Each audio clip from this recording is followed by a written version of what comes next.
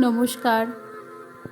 আজকের সমাজের তীব্র এক ব্যাধি ঘুষ। মানুষের মানবতা আজ বিপন্ন। তাই কবি সুবোধ সরকারের কবিতা ঘুষ।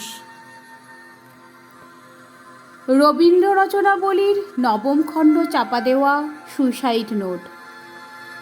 ছেলেকে লেখা। লিখে হাতে ব্লেড নিয়ে বাথরুমে ঢুকেছিলেন মাস্টার মশাই। দুপুরবেলা কাজের লোক দরজার তলা দিয়ে রক্ত আসছে দেখে চিৎকার করে ওঠে। ছেলেকে লেখা এই তার প্রথম এবং শেষ চিঠি। অরণি, আমি বিশ্বাস করি সন্তান পবিত্র জলের মতো।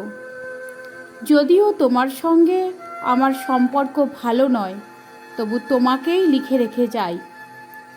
গত 2 বছর তোমার মায়ের চিকিৎসা বাবদ আমার যৎ সামান্য সঞ্চয় আপাতত নিঃশেষিত।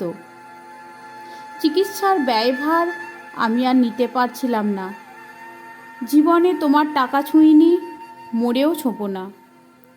আমি আজীবন ছাত্র পড়িয়েছি, জ্ঞানও তো কোনো অন্যায় করিনি।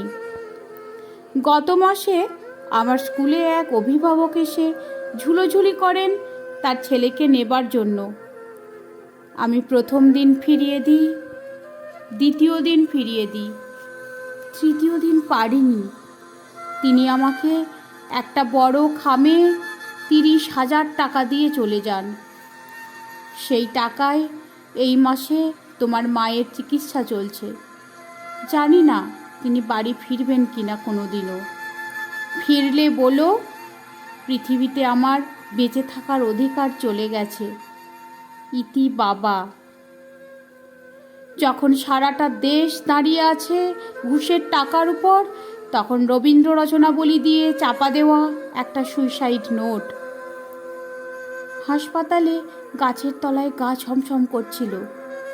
এগিয়ে গেলাম সাদা কাপড়ে ঢাকা মাস্টার মশাইয়ের দিকে, একটু বেরিয়ে থাকা পা দুটোর দিকে।